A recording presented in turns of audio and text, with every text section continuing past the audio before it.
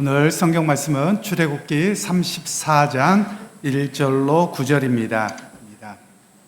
여호와께서 모세에게 이르시되 너는 돌판 둘을 처음 것과 같이 다듬어 만들라.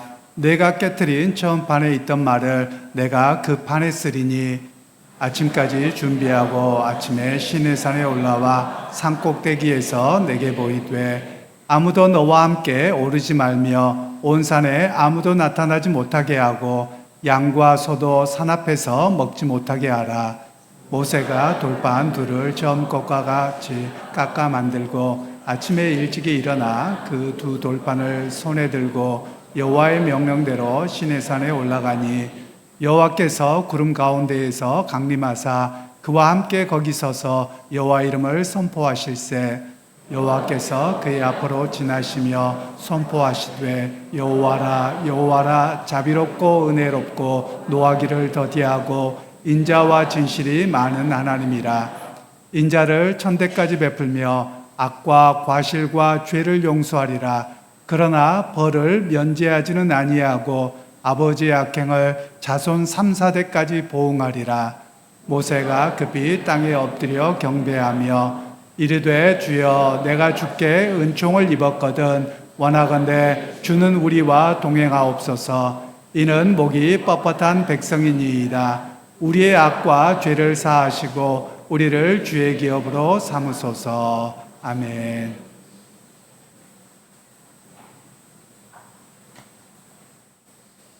지난 주간에 비가 오고 나서 벌써 기후가 바뀌었습니다.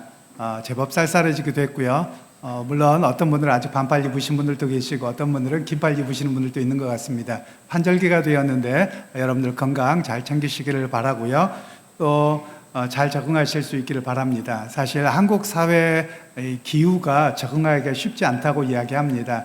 왜냐하면 매번 감기 걸리시잖아요. 또 매번 이렇게 봄철로 바뀔 때, 가을철로 바뀔 때, 겨울철로 바뀔 때, 그래서 실제로 삶에 적응하기가 무척 쉽지만은 않습니다. 물론 또 다른 면으로는 계절의 바뀜이 있어서 아름답기도 하지요.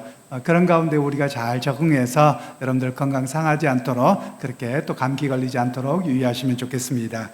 우리 이렇게 축복하시면 좋겠는데요. 우리 주변 분들 앞뒤로 옆으로 보시면서 당신을 주님 본 듯 하겠습니다. 이렇게 한번 인사하실까요? 당신을 주님 본 듯 하겠습니다. 당신을 주님 본 듯 하겠습니다. 제가 이렇게 인사하라고 하니까 그래 당신은 나 주님 본 듯해 또 이런 분은 안 계시겠죠. 왜 우리가 이것이 굉장히 중요하냐면 예수님께서 교회 안에서 성도들을 서로 대할 때 빌립보서 말씀에는 자기보다 남을 낫게 여기라 이렇게 말씀하고 있고요. 또 가족 관계로 여기라는 겁니다. 그래서 우리가 서로를 볼 때 주님 본 듯 섬기면 교회 안에 아름다운 모습들 또 위로하고 회복되는 모습이 있게 되어지죠. 저는 교회 신앙생활을 하면서 조금 바뀌었으면 하는 바람이 있습니다. 대부분이 그러겠지만 신앙생활이 나에게 맞추어져 있어요. 그래서 하나님이 나에게 뭐라고 말씀하시느냐, 내게 주신 말씀, 내가 은혜 받은 말씀 항상 나에게 있거든요. 그런데 하나님은 나에게 중심이 아니세요. 하나님이 중심이시거든요. 그러면 하나님 말씀에 내가 어떻게 살까요? 항상 이렇게 되어져야 되거든요. 그래서 우리가 좀 실수하는 것 중에 하나가 하나님의 말씀을 자의적인 해석과 왜곡이 되고 쉬운 상황이 바로 나 중심으로 성경과 하나님을 이해하려고 하는 문제 때문에 그러합니다. 그래서 바른 신앙생활은 하나님은 무엇이라고 말씀하시는가, 그 말씀에 내가 어떻게 살까, 이것이 매우 중요한 신앙의 모습이라고 할 수 있습니다. 사실 주님 말씀에 나를 맞추려고 하잖아요. 교회 안에 신앙생활에 갈등이 없어요. 성도들 간에 갈등이 없어요. 왜냐하면 방금 인사한 것처럼 당신을 보니 주님 본 듯합니다. 또는 당신을 주님 본 듯 하겠습니다. 여러분 이런 마음으로 갖고 살아보세요. 저 사람 좀 불편합니다. 좀 뭐합니다. 여러분 주님 본 듯 하는데 뭐가 문제가 되겠습니까? 서로가 마찬가지지요. 교회 안에서 봉사하는 것도 마찬가지입니다. 나만 봉사하고 맨날 나만 힘들고 뭐야. 여러분 이렇게 보기보다도 주님을 섬기듯이 교회를 섬기며 언제든지 섬길 수 있는 것이거든요. 또 어떤 분들은 약삭 빠르게 몰래 빠져간다고 하십시다. 여러분, 그분 또한 내가 주님을 본 듯 다른 사람을 섬기고 주님을 본 듯 교회를 섬긴다면 그렇게 하지 않을 겁니다. 그래서 우리의 신앙의 기준을 옆에 사람들이나 나 중심으로 보는 것이 아니라 주님 보시듯 주님이 앞에서 내가 어떻게 신앙생활하고 사람과의 관계를 맺어가야 될까, 이런 모습으로 서는 것이 바로 우리 모습이어야만 합니다. 그래서 여러분, 우리 주안의 교회 공동체는 서로가 서로를 볼 때 주님 본 듯해서 서로가 언제나 보면 위로가 받고 또 위로를 받고 언제든지 서로가 보면서 배려함을 통해서 따뜻함으로 만들어가는 그런 공동체가 될 수 있기를 소원합니다. 그래서 여러분, 언제든지 우리 서로가 좀 더 주님 앞에 성숙해가는 그런 아름다운 모습이 우리 가운데 있기를 소원합니다. 이제 주일학교 학생들에게 말씀을 전하겠는데요. 오늘 말씀은 이제 계속해서 시내산에서 일어난, 또 시내산 밑에서 일어난 사건들에 대한 연속을 이야기를 하고 있어요. 먼저 시내산에서는 두 가지의 큰 사건이 있었죠. 하나는 모세가 하나님께 십계명을 받으러 시내산에 올라간 장면이고요. 그리고 또 하나는 이스라엘 백성들이 그때 40일 동안 모세가 내려오지 않자 금송아지를 만들어 놓고 축제를 벌리고 그것이 하나님이라고 섬겼던 그 두 가지 사건이 있었지요. 그런 가운데 모세가 산에서 내려올 때 두 개의 돌판을 깨트려 버립니다. 그리고 그들 가운데 제일 악한 사람들을 하나님께서 죽이라고 해서 죽이는 사건들이 벌어졌습니다. 그리고 나서 이제 하나님께서 모세에게 다시 올라오라는 거예요. 그런데 올라오는데 그냥 올라오라고 하지 않아요. 내가 처음에 너에게 주었던 두 개의 돌판, 그건 하나님이 만들어 주셨던 것이거든요. 그런데 이제 네가 깎아서 올라와, 이렇게 이야기를 하시는 거예요. 여러분, 오늘날 부모님이나 또 어른들이 공사하거나 일하는 걸 보면 참 쉽게 하지요. 왜냐하면 기계가 발달되어져 있거든요. 그래서 돌을 깎는 게 무척 쉬워요. 그런데 옛날에는 돌을 깎는 게 아주 고된 노동이에요. 왜냐하면 오늘날과 같은 기계도 없고요, 또 공구도 없었겠죠. 왜냐하면 이스라엘 백성들이 출애굽하면서 나올 때 뭘 갖고 나오겠어요? 오기 바쁜데. 그러니까 거의 가진 게 없단 말이에요. 그래서 그거를 돌을 판판하게 만들고 마치 우리가 책처럼 그렇게 만들기는 무척 어려웠을 거예요. 그러면 하나님께서 분명히 그래, 내가 처음부터 다시 만들어줄게, 이렇게 하실 수도 있거든요. 그런데 하나님이 왜 모세야 네가 다시 만들어 갖고 와, 이렇게 하셨을까요? 이건 굉장히 중요한 메시지가 있어요. 하나님과의 관계 또는 사람의 관계에서도 깨트려지기는 쉬워요. 그런데 그것을 다시 회복하기에는 수고와 고통이 따른다는 거예요. 바로 하나님께서는 너희가 나와의 하나님과 그리고 너희는 내 백성이 되어는 그런 아름다운 관계로 있었는데 너희는 쉽게 깨트렸지. 그런데 이걸 회복하기에는 그냥 바로 되는 게 아니라 너의 수고와 애씀과 고통이 있어야지 온전하게 회복이 될 수 있다, 이런 이야기를 말씀하고 있는 것이죠. 우리 친구들도 마찬가지죠. 여러분, 하나님과의 관계만이 아니라 친구들과의 관계도 작은 걸로 싸우고 삐지고 갈등이 있었다고 해봐요. 여러분, 금방 풀어지나요? 아니면 며칠 가고 네가 먼저 나한테 잘못했다고 해야지, 이러면서 버티고 있나요? 그러다 친구 관계가 영 멀어지는 경우도 있죠. 이렇게 회복이라고 하는 것은 무척 어려운 거예요. 그래서 때로는 회복하기 위해서는 무엇을 해야 되느냐면 빨리 잘못했습니다 라고 용서를 비는 거예요.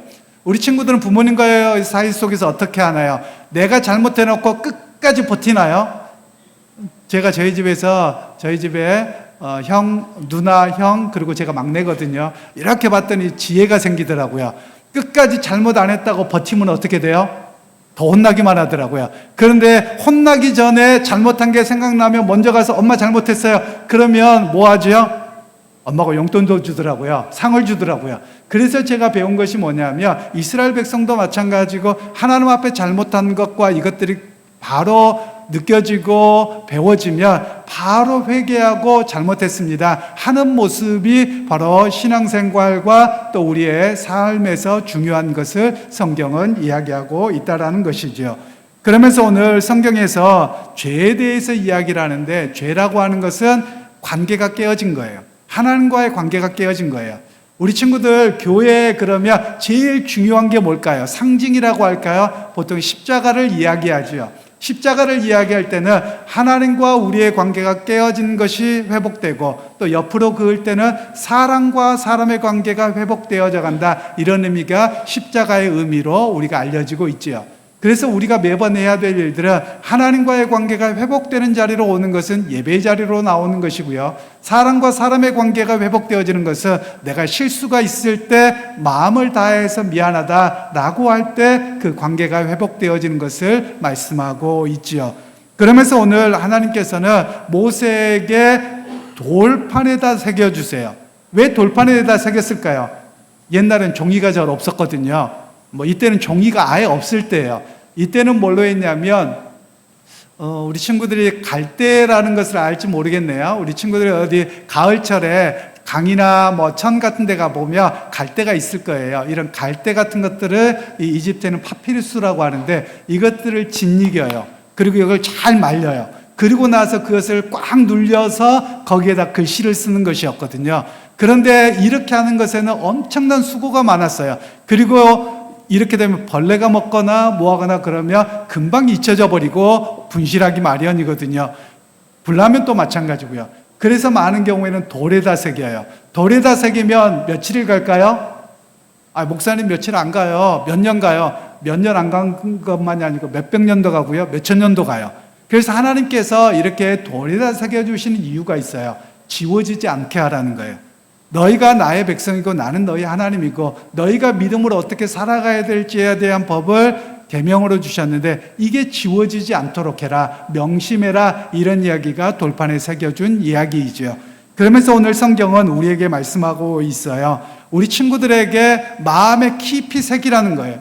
잊어버리지 않을 정도로 새기라는 거예요. 어떻게 새겨야 돼요?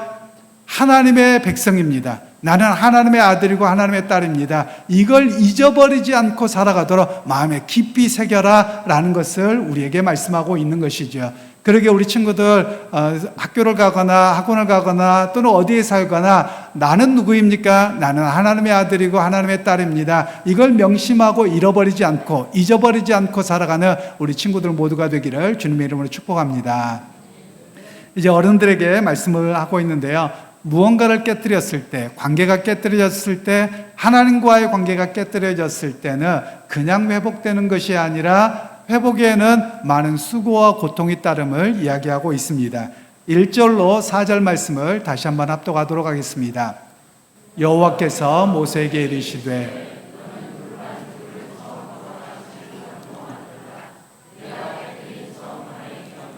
내가 그 판에 쓰리니 아침까지 준비하고 아침에 시내산에 올라와 산 꼭대기에서 내게 보이되 아무도 너와 함께 오르지 말며 온 산에 아무도 나타나지 못하게 하고 양과 소도 산 앞에서 먹지 못하게 하라. 모세가 돌판 둘을 처음 것과 같이 깎아 만들고 아침에 일찍이 일어나 그 돌판을 손에 들고 여호와의 명령대로 시내산에 올라가니. 아멘. 이스라엘 백성이 금송아지를 만들어서 그것이 하나님이라고 섬겼습니다. 즉 하나님께서는 그에 대해서 심판을 하시고 회개할 기회를 주세요. 그 회개할 기회가 무엇이냐면 모세 너가 돌판을 깎아서 다시 내게로 올라오라 라고 말씀하고 계시는 겁니다. 즉 믿음이라고 하는 것, 또 회개라고 하는 것은 믿음이 있어야지, 회개라고 하는 것이 있어야지 믿음이 제대로 들어갑니다. 그런데 회개라고 하는 것은 무엇이냐면 그냥 마음속으로 뉘우침이 아니에요. 말과 행동과 삶의 태도가 방향을 바꾼 것을 회개라고 말하는 겁니다. 그러니까 이전과는 다른 모습으로 살아가겠다라는 결단이 바로 회개라고 말하는 것입니다. 이스라엘 백성은 미래에 대한 두려움, 당장 오늘에 대한 현실의 두려움으로 인해서 금송아지를 섬기는 하나님을 왜곡하는 그런 사건을 벌였습니다.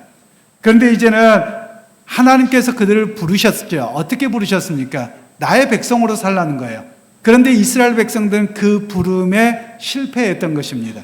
그럼에도 불구하고 하나님께서는 은혜를 베풀어서 또다시 불러주세요. 그것을 가리켜서 언약갱신이라고 말합니다. 너와 나와의 관계가 어떤 것인가를 다시 한번 점검하자, 이런 이야기를 오늘 본문에서는 말씀하고 있습니다. 일반적으로 과거에는 언약이 깨트려지잖아요. 그러면 언약을 깨트리면 여러분 어떻게 합니까? 여러분 그 보험 들어보셨을 겁니다. 보험 들어보면 또는 거기에 보면 뭐 깨알같이 써가지고 사실 보이지도 않습니다. 그런데 나중에 보험을 받으려고 하면 이것 때문에 못 받아요. 맨날 이런 걸 하잖아요. 그것처럼 계약이라고 하는 것은 무척 중요합니다. 여러분들도 계약하면 사실 다 읽어봐야 되는데 읽어보지 않고 그냥 이름만 쓰세요. 그랬다가 나중에 낭패를 보는 그런 경우가 종종 있을 겁니다. 오늘날은 그런 정도인데 과거에 누구와 언약을 맺는다. 성경시대에 그러면 목숨을 담보로 지키는 겁니다. 즉 이 언약을 지키지 않으면 내가 죽는다라는 거예요.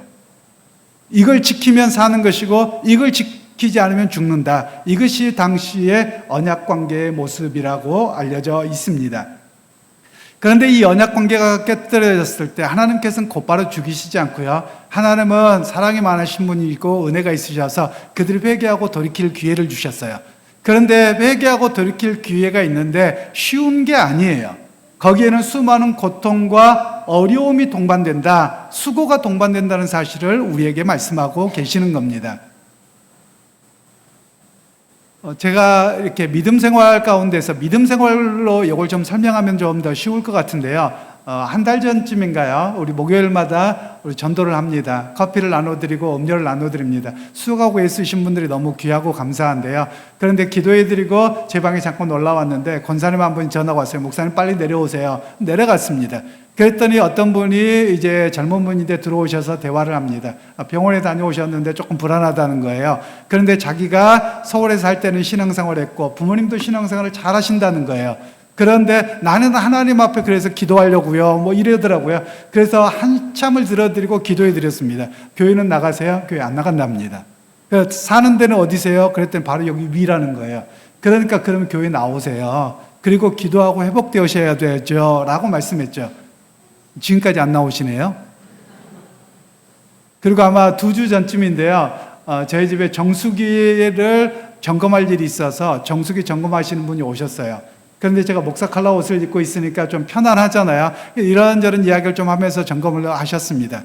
그러면서 교회는 혹시 다니세요? 여쭤봤더니 다녔었어요 라고 말씀하는 거예요. 그러면서 하시는 이야기가 애들 키우느라고 바빠서 못 갔는데요. 이제는 애들이 다 컸는데 교회 나가긴 해야 되는데요. 이렇게 말씀하시는 거예요. 그래서 가까운 데 교회 가시면 좋고요. 혹시 멀지 않으면 바로 앞에가 교회니까 우리 교회니까 나오셔도 됩니다. 2주가 됐는데 아직도 안 나오세요. 지금 무슨 이야기냐면요. 교회를 처음 안 나가는 것은 무척 어렵습니다. 그런데 2번 안 나고 3번 안 나고 그러면 교회가 멀어져요. 하나님과의 관계가 깨어져요. 그런데 이것을 회복하는 길은 여러분 쉽지 않습니다. 이런 분들에게 교회 한번 나가려고 오늘 마음 먹어요. 분명히 그분은 마음 먹으셨을 거예요. 다음 주에 꼭 갈게요. 근데 다음 주에 꼭 안 와요. 왜 그렇습니까? 꼭 못 나올 일이 생기거든요. 그리고 급한 일이 생기거든요. 게을러지거든요. 핑계대어지거든요. 계속 이런 모습이 실제의 모습이라는 겁니다. 그래서 믿음 생활에서는 하나님과의 관계가 깨트려지지 않고 유지되도록 계속 믿음 생활을 또 교회 생활을 잘해야 됨을 오늘 성경에서는 말씀하고 있는 겁니다. 한번 깨트려지면 회복하기가 무척 어렵다는 사실을 우리가 잊지 않으시기를 바랍니다. 이제 2번째로 하나님에 대한 잘못된 이해를 가져서는 안 된다라는 사실을 성경은 말씀하고 있는데요. 5절로 7절 말씀을 다시 한번 합독하겠습니다. 여호와께서 구름 가운데에 강림하사 그와 함께 거기 서서 여호와의 이름을 선포하실세. 여호와께서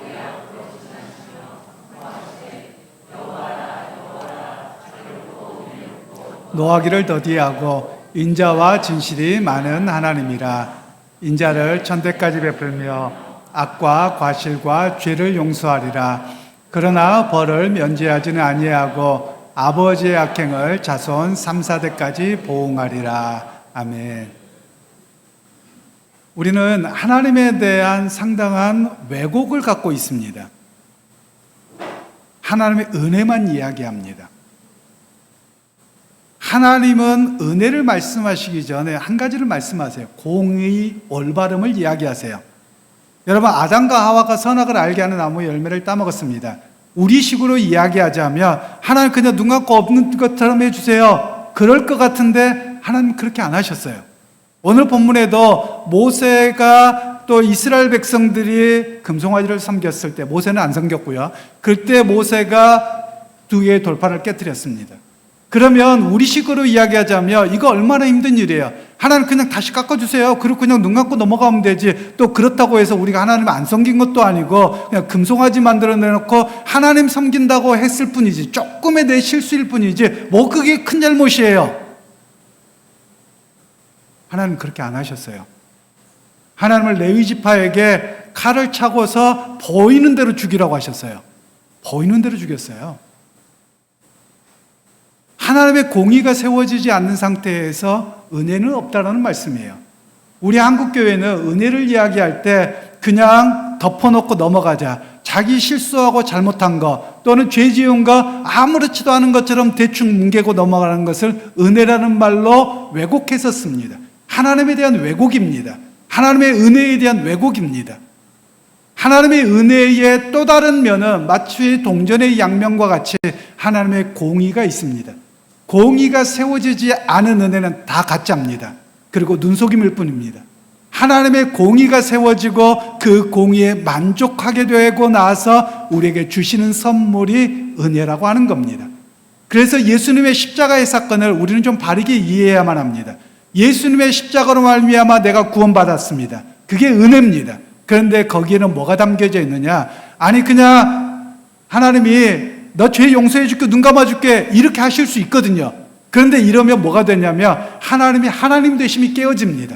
왜냐하면 하나님이 이렇게 하면 정령 죽으리라 하나님이 선포하셨거든요. 그런데 하나님 스스로 나 그냥 못 본 척 해버릴게 이렇게 한다면 하나님의 말씀이 처음 말씀과 뒷 말씀이 달라요. 그러면 하나님의 하나님 되심이 깨어집니다. 그렇기 때문에 하나님께서는 어떻게 하셨느냐? 이 죄에 대한 심판을 하세요. 그런데 그 심판을 독생자이신 예수 그리스도가 대신 갚아주신 거예요. 그리고 나서 그 대신 갚아주신 것을 우리에게 선물로 주신 겁니다. 그래서 하나님의 공의, 하나님의 화가 만족됨이 없이는 은혜가 없습니다. 그 은혜는 가짜입니다.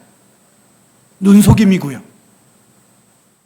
제가 요즘에 노예 일을 한 가지를 맡고 있으면서 한국교회 실정이 이렇구나 이런 생각을 합니다. 한국교회의 은혜라는 말을 잘못 씀으로 인해서 교인들의 성도를 다 망가뜨리는 게 저와 같은 목사들의 책임이라는 것을 아주 크게 느낍니다. 노예에 어떤 문제가 생겨서 재판할 일이 생겼습니다. 재판국원으로 참여하고 있는데 제가 구체적으로 이야기 드릴 건 아닌 것 같습니다. 그런데 문제가 있어서 교회 헌법과 우리 노예 총회 헌법과 교회 규칙을 어긴 일이 있어서 이걸 법위호라고 해서 올바르게 규정하려고 합니다.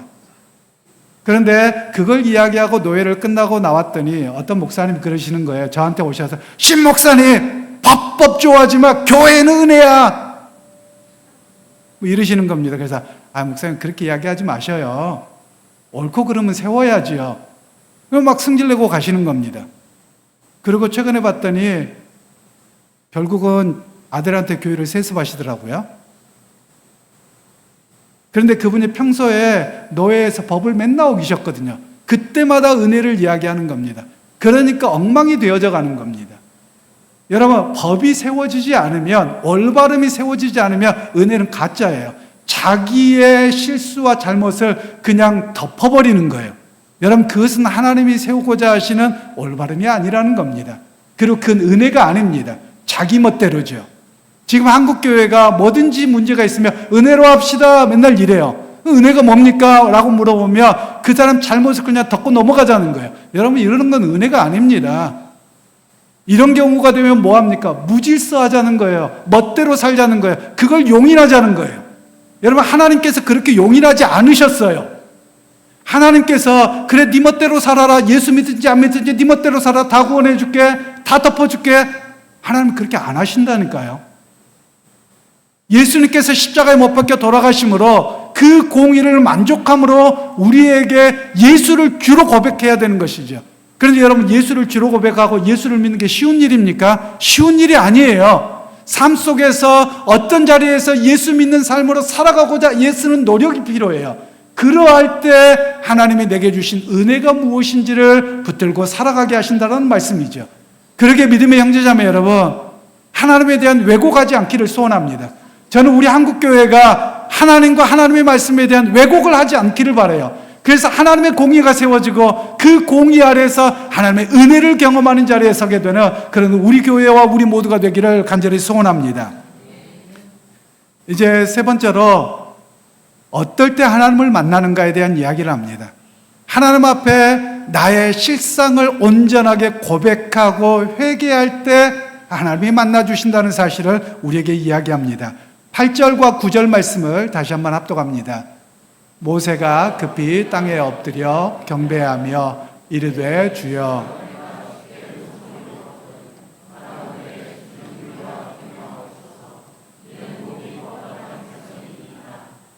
우리의 악과 죄를 사하시고 우리를 주의 기업으로 삼으소서. 아멘. 하나님께서 모세에게 돌판을 깎아오라고 할 때 그 말씀을 듣고 모세가 그 자리에서 엎드립니다. 보통 구약의 히브리어에서는 엎드린다라는 말을 쓸 때는 하나님을 경배한다, 예배한다 이럴 때 씁니다. 그런데 여기서는 예배가 아니에요. 하나님의 말씀 앞에 자신과 자신의 백성이 드러나니 하나님이 무서워서 그냥 엎드린 거예요. 즉 죄가 지적되면 그 자리에서 하나님 앞에 두려움이 있어야 되거든요. 그런데 오늘날 우리 사회와 교회에 보면 심지어 노예도 마찬가지고요. 분명한 죄가 됨에도 불구하고 양심이 화인 맞았어요. 내가 죄인입니다 하지 않습니다. 기억나지 않습니다. 인지하지 못했습니다. 맨날 이런 이야기만 하거든요. 그러니 하나님의 은혜가 없는 거예요. 여러분이 정말 하나님 앞에 죄인됨이 지적되었다면 주님 잘못했습니다. 또한 세상의 삶에서도 마찬가지입니다. 누군가에게 내가 실수할 수 있습니다. 또는 잘못할 수 있습니다. 그러면 핑계대려고 하지 않았으면 좋겠습니다. 대표적으로 요즘에는 경찰들이 이렇게 잡지 않습니다만 우리가 운전을 하고 하다 보면 교통순경이 잡습니다. 그러면 여러분 뭐라 그래요? 왜 나만 갖고 그래? 그럼 경찰들은 뭐라 그래요? 너만 보였어. 너만 보인단 말이야. 뭐 이러지 않겠습니까? 내 눈에 당신이 걸렸어. 여러분 실수했으면 실수를 인정하는 게 필요합니다. 실수를 인정하고 다시 그걸 반복하지 않으면 되는 거거든요. 그런데 우리는 나의 실수를 자꾸만 정당화하려고 합니다. 그러니까 여러분 어떻게 돼요? 죄가 더 커지는 겁니다. 왜냐하면 하나를 숨기려고 하면 2개, 3개를 숨겨야 되거든요. 여러분 하나님이 어리숙하신 분이 아니세요. 하나님은 우리의 속마음을 뚫어보고 계신 분이세요. 그러니까 하나님 앞에 죄인됨이 지적되었을 때는 그 자리에서 엎드림이 필요하다라는 사실을 성경은 먼저 우리에게 이야기를 하고 있습니다. 우리는 뭔가 죄가 지적되었을 때는 항상 그럽니다. 왜 나만 걷고 그래? 내가 뭘 잘못했어? 내가 사람을 죽인 것도 아닌데 뭐가 큰 문제야? 맨날 이런 식으로 반응을 하거든요.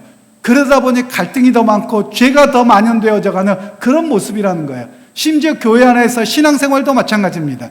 하나님의 말씀의 기준에 부어와서 이게 올바른 일이 아니라고 이야기하면 아니 목사님 딴 교회는 다 괜찮은데요. 딴 데는 딴 데와 상관없다니까요. 하나님의 말씀의 기준에서 어떻게 사시느냐라는 것을 우리에게 세우라는 거예요. 여러분 딴 사람이 다 용서해도요. 괜찮다고 해도요. 하나님이 용서 안 하면 심판받는 겁니다. 그래서 우리의 신앙의 기준은 딴 사람이나 딴 교회나 목사가 아니에요.